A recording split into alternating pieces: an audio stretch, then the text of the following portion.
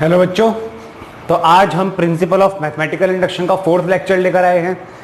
Exercise 4.1 का question number 16 था, solve करेंगे।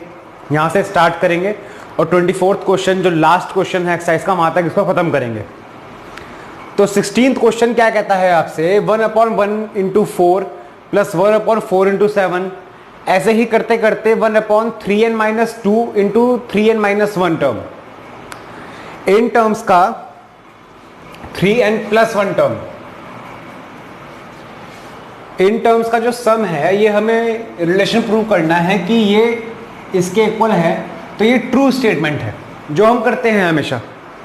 तो पहले आप P(1) के लिए प्रूव करते हैं इसको, हमेशा से यही करते आए हैं आप। उसके बाद आप कैसे प्रूव करते हैं इसको, Pk लिख के आप एज्यूम करते हैं कि P(k) ट्रू है। तो P(k) इसका लिखें हम 1/1 into 4 plus 1/4 into 7 plus 1/7 into 10, 3k-2 3k+1 is equals to k/3k+1। ये तो हमने एज्यूम कर लिया कि ट्रू है। पूरी लाइन लिख के आप लिखेंगे इस चीज को। उसके बाद हम क्या करते हैं, to prove Pk+1 is true for all k+1 belongs to capital N। उसके बाद आप Pk+1 लिखते हैं। तो 1/1 इंटू 4 प्लस 1/7, यहां तक तो k टर्म्स हो गई।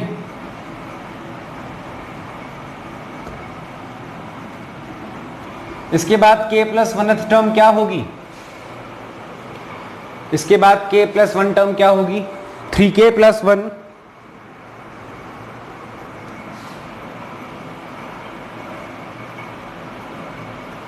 Into 3k+4। चेक कर लो, ये हमें किसके इक्वल प्रूव करना है, k+1/3k+4। अगर ये इसके इक्वल आ गया RHS के, ये RHS है ना, ये पूरा LHS है। अगर इसको सॉल्व करके ये आ गया तो LHS equal to RHS prove हो जाएगा, तो Pk+1 भी ट्रू प्रूव हो जाएगा। यही करते हैं हर क्वेश्चन में हम। तो यहां तक तो Pk है, तो Pk उतार दो।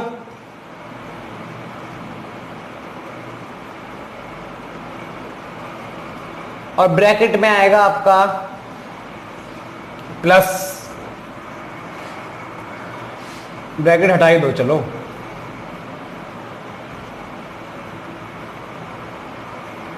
(3k+1 into 3k+4।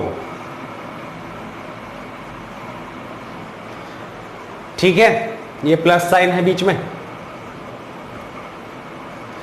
यहां से 1/3k+1 में कॉमन ले लूं,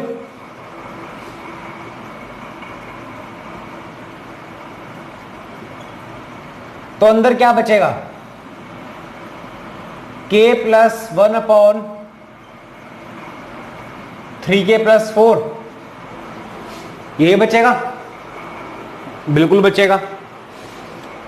जरा यहां आ जाओ, सॉल्व करें इसको फर्दर।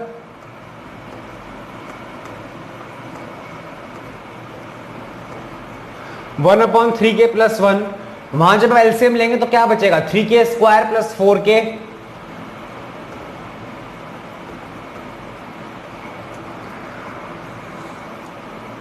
+1/3k+4।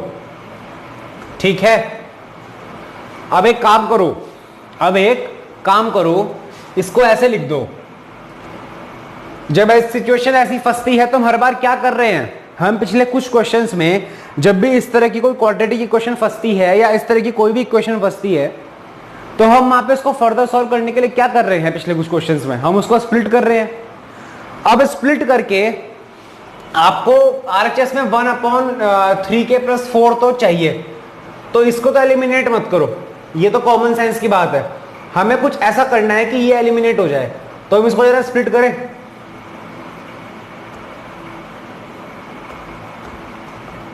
यहां मैं लिख सकता हूं 3k स्क्वायर प्लस 3k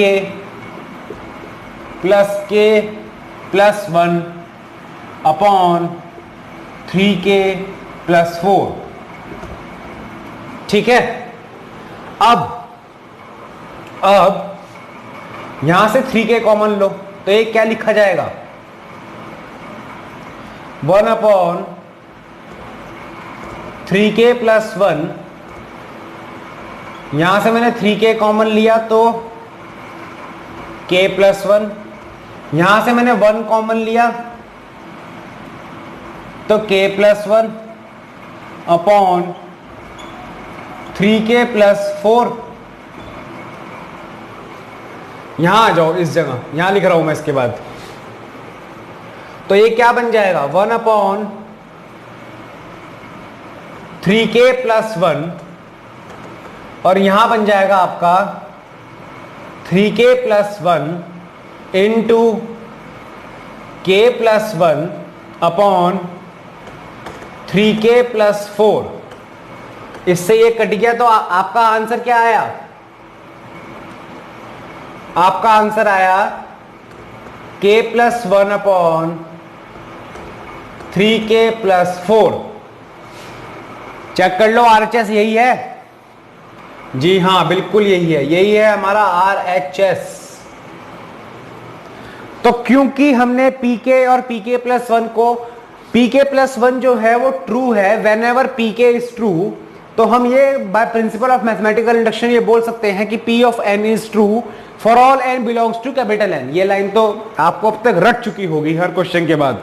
एक बार मैं फिर यही बात दोहरा दूं बच्चों आपको कि मैं यहां पर शॉर्टकट मेथड से कर रहा हूं क्वेश्चन, मैं यहां पे बेसिक स्टेप नहीं लिख रहा p ऑफ 1 प्रूव करने वाला, pk से पहले पूरी लाइन नहीं लिख रहा मैं। इंडक्टिव हाइपोथेसिस हमारी ये है कि p ऑफ k ट्रू है हमारा for all k belongs to o।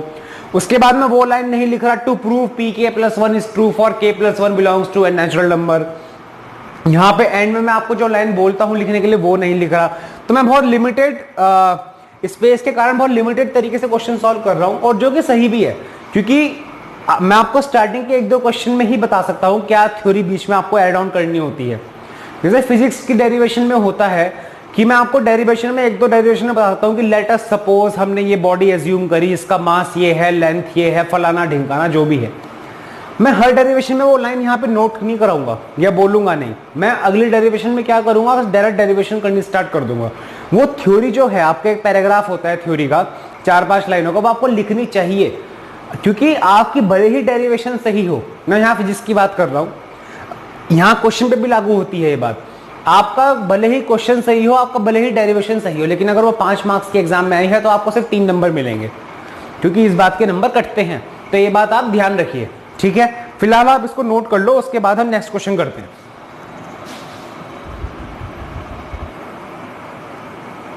तो बच्चों अब आए हैं हम 18th क्वेश्चन पे।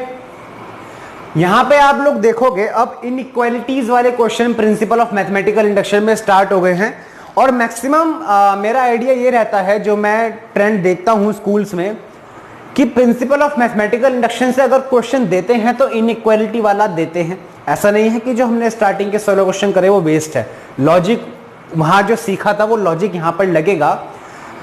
थोड़ा सा डिफरेंस है, लेकिन क्योंकि थोड़े से हल्का सा लेवल ऊपर जाता है इसमें, हालांकि लेवल तो सेम है दोनों का, समझना थोड़ा एक्स्ट्रा पड़ता है इसमें। उसके तो आपको आदत पड़ गई थी, 16 क्वेश्चन करे हैं हमने उसके, तो वो भी उतना ही इंपॉर्टेंट है, एग्जाम में वो भी आ सकते हैं।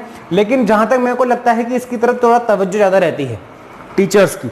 चलिए देखते हैं कैसे करते हैं इसको सॉल्व। देखो यार, सबसे पहली बात P ऑफ 1 तो आप देखोगे ही, यहां पे आप P ऑफ 1 क्या देखोगे, sum up to first term तो 1 है, इधर आप लगा दो 1, तो 2 + 1 क्या है 3, तो इसका अगर मैं n1 रखूं तो ये आ जाएगा 9/8, तो यानी कि ये ग्रेटर देन 1 है।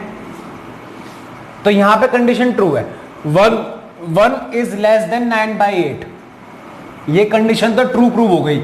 यहां इस तरह से देखेंगे हम, पिछले क्वेश्चंस में क्या था कि हम 1 की वैल्यू रखते थे तो RHS = RHS आ जाता था, LHS is equals to RHS आ जाता था अगर हम n की वैल्यू 1 रखते थे। यहां पे क्या है कि LHS कम आएगा RHS से, तो कंडीशन ट्रू हो जाएगी क्योंकि यहां पे लेस देन का साइन है। इसके बाद हम pk एज्यूम करेंगे, तो डायरेक्ट pk लिख दूं।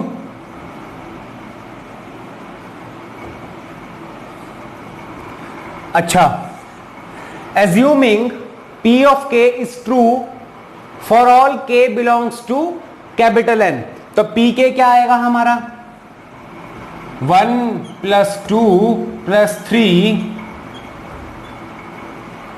k is less then 1/8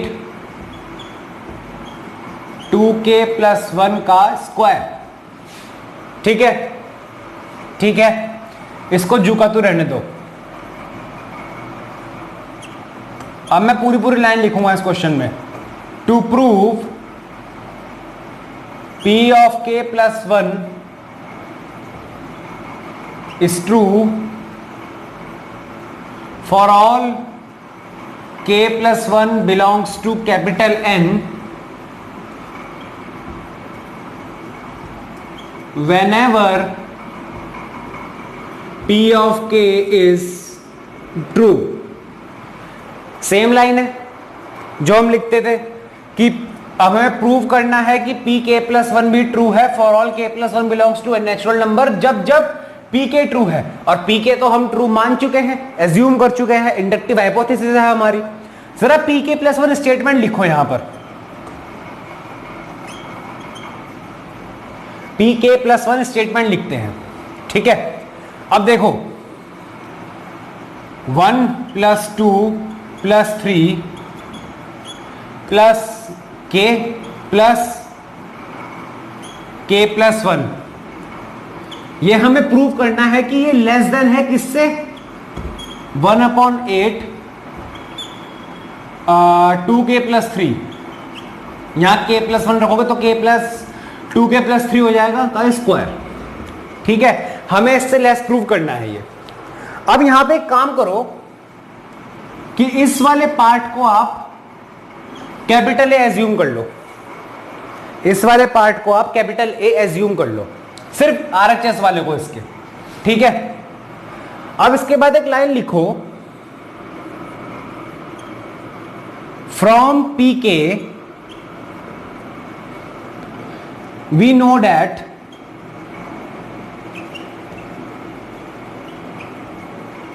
step by step बता रहा हूं मैं इस तरह के क्वेश्चंस आपको। We know that 1 + 2 + 3 + ... k is less than 1/8 2k + 1 का स्क्वायर। यह हमें पता है ना बात भाई pk से। ठीक है, अब इसके बाद adding k + 1 on both sides,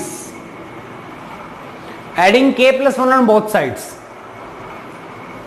तो इधर LHS क्या हो जाएगा हमारा 1 + 2 + 3 + k + 1 is less than 1/8 2k + 1 का स्क्वायर प्लस k + 1, यही होगा। मैंने क्या किया, k + 1 को बोथ साइड ऐड कर दिया। अब एक काम करो, इसको मान लो कैपिटल B, इसको मान लो कैपिटल C, उसको C मान लिया, इसको B मान लिया। ठीक है, अब तो हमारी A की वैल्यूज क्या क्या आई, A की वैल्यू है हमारी 1, मार्कर चेंज कर दूं,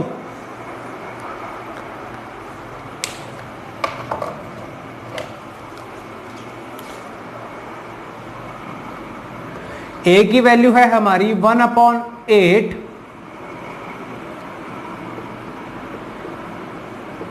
2k प्लस 3 का होल स्क्वायर,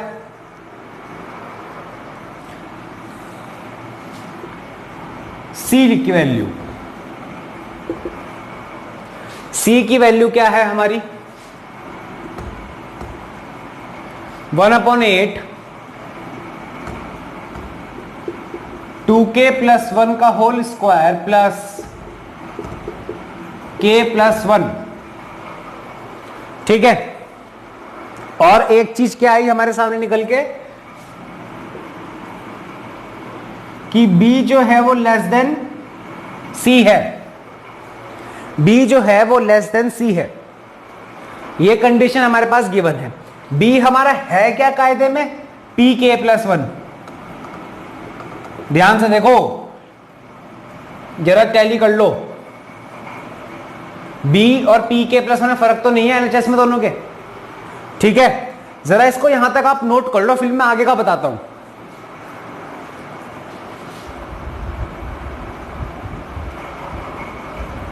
जरा बच्चों देखो, अगर मैं a को सॉल्व करूं फर्दर तो a की वैल्यू मेरी क्या आएगी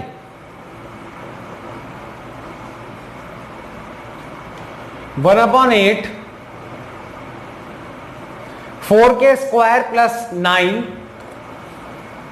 प्लस 12k। a की वैल्यू मेरी ये आएगी। ठीक है, जरा c को सॉल्व करें।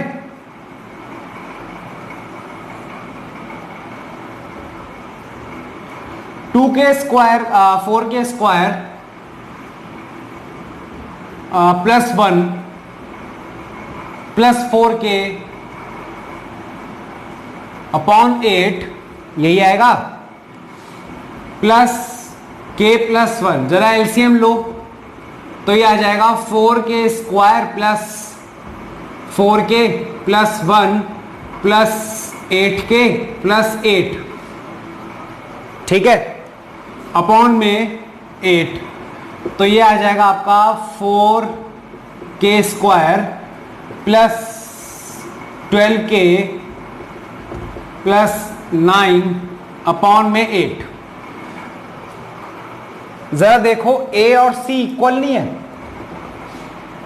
यहां से हमें एक कंक्लूजन मिला कि a is equals to c, a is equals to c, but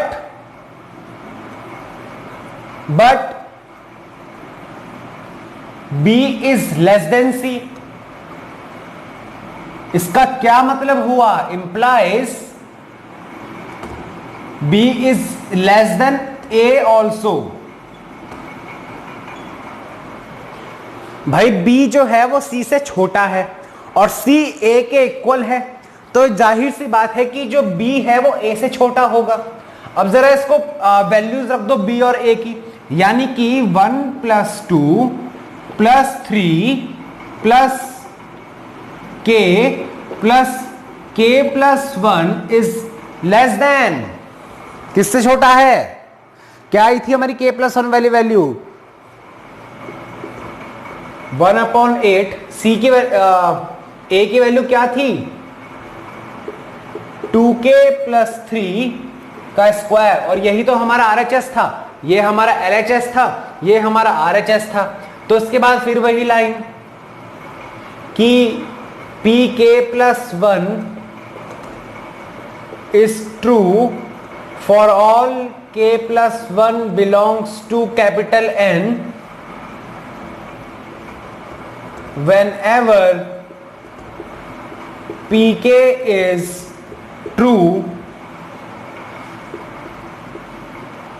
so by PMI आप पूरा लिखेंगे, so by principle of mathematical induction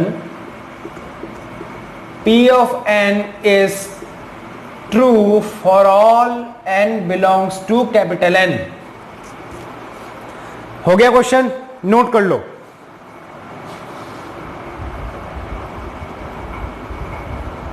बच्चों ध्यान से देखो 19th क्वेश्चन, ये एक और फॉर्म है क्वेश्चंस की। यहां पे हमें एक nth टर्म मिल जाएगी और वो बोलेगा कि इसको प्रूव करो कि ये मल्टीपल ऑफ 3 है हमेशा for n equals to capital N। यहां पे n belongs to capital N, P of n is multiple of 3, ये हमें बताना है। तो इसकी Pn स्टेटमेंट क्या होगी? n into n plus 1 into n plus 5 is equals to 3 into m. m कोई भी एक नेचुरल नंबर हो सकता है, m belongs to capital N। भाई अगर मैं यहां पे 1 रखूं n की वैल्यू, तो 1 इंटू 2 इंटू 6 तो 12 आ जाएगा। तो 12 इज इक्वल्स टू 3m, 3 से डिविजिबल है और m की वैल्यू 4 आ जाएगी। सिमिलरली मैं यहां पे 2 रखूं तो 2 प्लस 5 7, 7 इंटू 3 21, 21 इंटू 2 42, यहां पे m की वैल्यू 14 आ जाएगी। ठीक है, तो यानी कि m belongs to capital N। ठीक है, अब जरा मैं यहां पी के देखूं, इसके बाद वही line, assuming P of K is true for all K belongs to capital N। तो P के क्या आएगा? K into K plus 1 into K plus 5 is equals to 3m। ठीक है, ठीक है भाई, m कोई मल्टीपल है ना, 3 का मल्टीपल है, 3 से डिवाइड होना चाहिए। इधर k की वैल्यू मैं कुछ भी रखूं वो 3 से डिवाइड हो जाना चाहिए, कंप्लीटली डिवाइड होना चाहिए, फ्रैक्शन में नहीं होना चाहिए। m नेचुरल नंबर है तो फ्रैक्शन में तो हो ही नहीं सकता। ठीक है, अब जरा देखो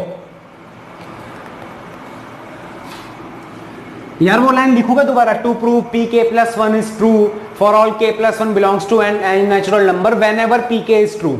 लिख लोगे ना लाइन वो खुद से अपनी, पी के प्लस 1 लिखे डायरेक्ट। पी के प्लस 1 क्या होगा? k प्लस 1, यहां पे k प्लस 1 रखो तो k प्लस 2, यहां पे रखा तो k प्लस 6, यही है ना? यस, इसको हमें प्रूव करना है किसी टर्म के इक्वल जो 3 से मल्टीप्लाई हो, लेट से a, 3a भाई 3 से डिविजिबल हो। ठीक है, ठीक है, अब जरा देखो, पहले क्वेश्चंस में क्या था कि एक सीरीज होती थी 1 प्लस 2 प्लस 3 करके ऐसे, तो वहां पे हम अप टू k टर्म्स तक तो पुट करते थे, फिर प्लस हम k प्लस 1th टर्म लिखते थे। इस केस में ऐसा है ही नहीं है, हमें स्टार्टिंग में ही nth टर्म दी है सिर्फ, तो यहां तो हम ऐसे पुट नहीं कर सकते। हम बताओ k p के मैं यहां पे कहीं पुट कर सकता हूं? नहीं कर सकता, साफ दिख रहा है। चलो अब हम क्या करेंगे, हम पी के को जरा खोलते हैं। पी के को अगर हम खोलेंगे तो क्या बनेगा? के स्क्वायर प्लस के, तो के क्यूब। पी के को अगर मैं खोलूं, डायरेक्ट लिख दूं, मैंने खोला हुआ है पहले से, तो ये मिलेगा हमें k cube plus 6k square plus 5k is equals to 3m।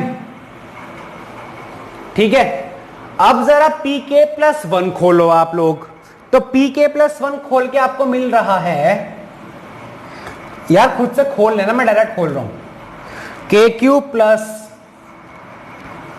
6k square plus 3k square plus 18k plus 2k plus 12। ठीक है, अब इसको मैं लिख सकता हूं कुछ ऐसे, k cube plus 6k square plus 5k, तो उसके बाद क्या बचेगा? Plus 3k square plus 15k plus 12। ठीक है, ठीक है, तो ये तो है आपका 3m, pk से पता लग गया हमें, तो मैं इसको लिख सकता हूं आपका 3m प्लस, यहां से मैं 3 कॉमन लूं अगर, k square plus 5k plus 4, अब मैं 3 पूरा बाहर ले लूं अगर, m plus k square plus 5k plus 4। अब m belongs to capital n है, similarly k belongs to capital n है। अच्छा, k belongs to capital n यानी कि 1 से लेके इंफिनिटी तक कोई वैल्यू है इसकी।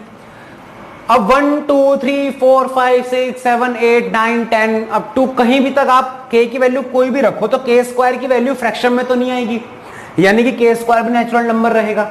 सिमिलरली 5k भी नेचुरल नंबर रहेगा, m तो नेचुरल नंबर है ही और 4 भी नेचुरल नंबर है, यानी कि ये पूरा term belongs to natural number. इसको ही हमने a मान लिया, तो ये आ गया आपका 3a और ये इधर था आपका pk प्लस 1। ठीक है, तो pk प्लस 1 3a के इक्वल प्रूव हो गया, यानी कि pk प्लस 1 3 का मल्टीपल प्रूव हो गया।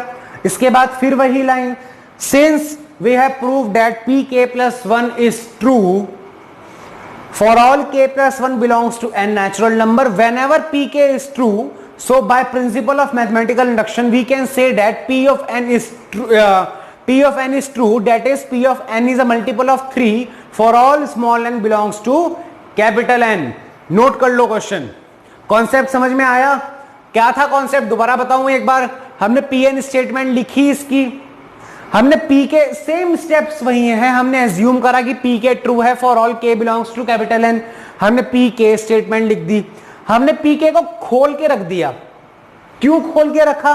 क्योंकि pk प्लस 1 अब मल्टीप्लिकेशन स्टेटमेंट है, मल्टीप्लिकेशन स्टेटमेंट्स में हम pk को डायरेक्ट पुट नहीं कर सकते, इसलिए हमने k को खोल दिया और pk प्लस 1 को भी खोल दिया, और वो उनको कुछ इस तरह से स्प्लिट करा हमने कि हमें k की वैल्यू पुट करने की जगह मिल गई, pk की वैल्यू। वहां हमने जो 3m था वो पुट कर दिया, ये इसकी जगह हमने 3m पुट कर दिया, बाकी बचा हुआ टर्म हमारा ये था। ताज्जुब की बात हमें ये मिली कि इसमें से भी 3 कॉमन था, तो पूरे में से 3 कॉमन आ गया, तो हमारा ये बचा अंदर, और ये हम देख सकते हैं कि नेचुरल नंबर है कंप्लीटली, तो इसका मतलब हमारा pk प्लस 1 जो है वो 3 का कंप्लीटली डिविजिबल नंबर है, चाहे k प्लस 1 कुछ भी हो।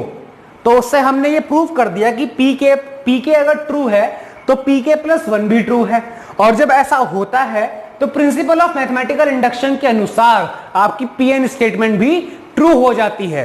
नोट कर लो इसको।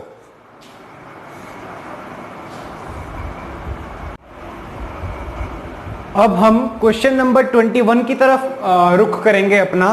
क्वेश्चन नंबर 20 क्वेश्चन नंबर 19 से काफी हद तक मिलता जुलता क्वेश्चन है, और क्वेश्चन नंबर 21 उसका एक लेवल ऊपर है। तो क्वेश्चन नंबर 20 आप जब मैं ये वीडियो आप देख लेंगे 21 वगैरह 20 आप खुद से सॉल्व कर पाएंगे, इजीली सॉल्व कर पाएंगे, तो इसलिए हम क्वेश्चन नंबर 21 देखते हैं पहले। x की पावर 2n माइनस y की power 2n is divisible by x plus y, ये हमें प्रूव करना है। तो हमारी pn स्टेटमेंट क्या होगी इस केस में?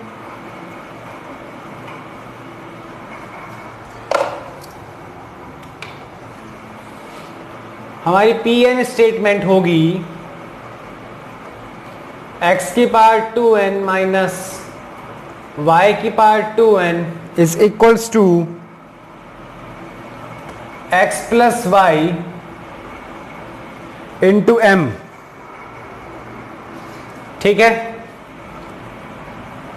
m belongs to capital N। या भी ये मत लिखो आप, क्यों नहीं लिख रहे मैं आपको बताऊंगा एंड में। ये हो गई। अब फिर हम p ऑफ k लिखते ही हैं पूरी लाइन लिखने के बाद, तो ये हो जाएगा x की पावर 2k माइनस y की power 2k is equals to x plus y into m. ठीक है, और pk प्लस 1 क्या होगी? x की power 2k plus 2 minus y की पावर 2k प्लस 2। इसको हमें प्रूव करना है x plus y into d से। d कोई भी एक वैल्यू हो सकती है ना, x प्लस वाई का मल्टीपल प्रूव करना है हमें इसको। तो ध्यान से देखो, मैं इसको लिख सकता हूं x की power 2k into x square minus y की power 2k into y square. Again मैं यहां पे x की पावर 2k माइनस वाई की पावर 2k तो कहीं पुट कर ही नहीं सकता, p ऑफ k को कहीं पुट नहीं कर सकता मैं इसमें। तो एक जुगाड़ आया मेरे दिमाग में, यही जुगाड़ 20th क्वेश्चन में लगेगा, वरना वो 19th क्वेश्चन के सेम है बिल्कुल। x की पावर 2k माइनस वाई की पावर 2k प्लस y की power 2k into x square minus y की power 2k into y square. क्या किया प्लस और माइनस कर दिया y की पावर 2k। क्यों किया? ताकि मुझे ये टर्म मिल जाए और मैं इसकी जगह ये पुट कर सकूं। ये जुगाड़ होता है जो इस तरह के क्वेश्चंस में लगाया जाता है, ठीक है। तो मैं x की पावर 2k माइनस वाई की पावर 2k को ये पुट कर लूं, x plus y m into x plus y plus y की power 2k into x square minus y की power 2k into y square. ठीक है, खोल दो। m into x plus y into x square plus y की power 2k into x square minus y की power 2k into y square. ठीक है, आगे m into x plus y into x square plus y की power 2k मैंने ले लिया common, अंदर आया x square minus y square. ठीक है, इसको और क्या लिख सकता हूं मैं, m into x plus y, समझ में आ रहा है ना ये सारा, इंटू एक्स स्क्वायर। भाई वाई की पावर 2k कॉमन लिया तो अंदर x square minus y square तो बचेगा, तो वाई की पावर 2k अंदर a square minus b square क्या होता है, x plus x square minus y square क्या होगा, x plus y into x minus y. ये हो जाएगा, एक्स प्लस वाई कॉमन आ जाएगा।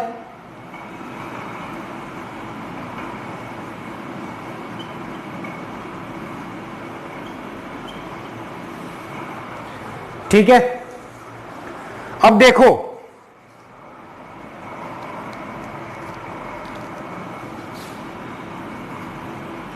ये एक अलजेब्रिक फंक्शन है, नेचुरल नंबर नहीं है, लेकिन एक्स स्क्वायर वाई स्क्वायर इसकी अल्टीमेटली वैल्यू कुछ भी हो, एक्स प्लस वाई बाहर आ गई, यानी कि एक्स प्लस वाई से डिविजिबल है। हमने इसको ऐसे लिख सकते हैं, अपन इसको ऐसे लिख सकते हैं, x plus y into d, where d की वैल्यू होगी आपकी m x square plus y की power 2k into x minus y. तो हम यहां पे लिखेंगे d belongs to algebraic function और m belongs to capital N, क्योंकि इससे पहले हर क्वेश्चन में क्या हो रहा था, अंदर जो वैल्यू आ रही थी वो नेचुरल नंबर था। इस केस में नेचुरल नंबर नहीं है, लेकिन हाँ एक बात तो हमारी प्रूव हो गई कि ये x प्लस वाई से डिविजिबल हो गया, pk प्लस 1 आपका। तो हम ये बोल सकते हैं कि pk plus 1 is true for all k plus 1 belongs to N natural number. ठीक है, ठीक है, and for all d belongs to an algebraic function. ये लाइन भी हमें लिखनी पड़ेगी इसमें, यही तो ट्विस्ट था इस क्वेश्चन का। यहां पे हम लिखेंगे कि भाई k plus 1 belongs to N natural number and it is equals to x plus y into d, where for all d belongs to algebraic function. ठीक है, तो उसका मतलब बाय PMI हम बोल सकते हैं कि P of n is true. ठीक है, नोट कर लो इसको।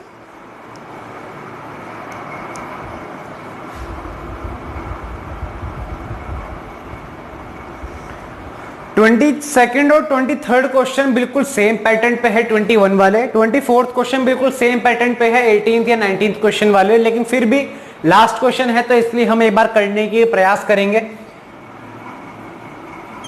डायरेक्ट पी के लिख दूं तो 2k + 7 is less than k + 3 का स्क्वायर। pk + 1 क्या होगा,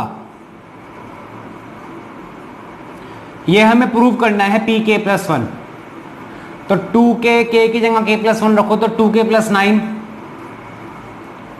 इज लेस देन k + 4 का स्क्वायर। यह हमें प्रूव करना है।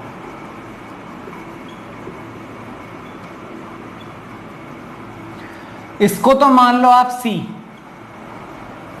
ठीक है, इसको c मान लो। From pk we know that 2k + 7 is less than k + 3 का square. Adding 2 on both side. Sir 2 ही क्यों ऐड करा बेटा, pk में ना LHS में कोई ऐसा टर्म ऐड करो कि वो pk + 1 के LHS के बराबर हो जाए। अब यहां पे मैं 2 ऐड करूंगा तो 2k + 9 बन जाएगा ना वो, इसलिए 2k + 9 is less than k + 3 का स्क्वायर +2। ठीक है, ठीक है, इसको मान लिया मैंने a, इसको मान लिया मैंने b। जरा b की वैल्यू क्या आई हमारी, k² + 9 + 6k + 2, तो ये आ गई हमारी k² + 6k + 11। ठीक है, c की वैल्यू क्या आई हमारी, c की वैल्यू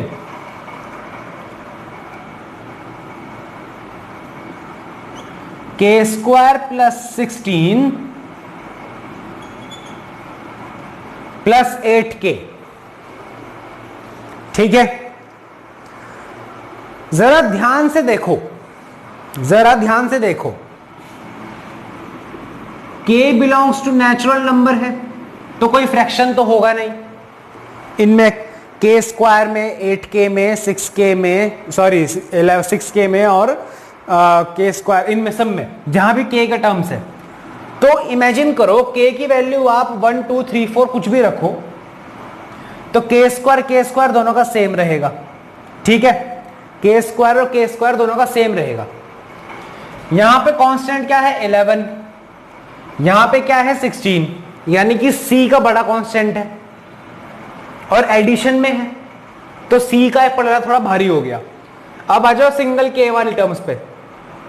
8 × 1 2 3 4 5 6 7 8 9 10, 6 × 1 2 3 4 5 6 7 8 9 10 अप टू कितने भी टर्म्स तक, ये बड़ा होगा या ये बड़ा होगा। लॉजिकली तो भाई 8k > 6k होना चाहिए, अगर k नेचुरल नंबर है तो होना चाहिए, बिल्कुल होना चाहिए।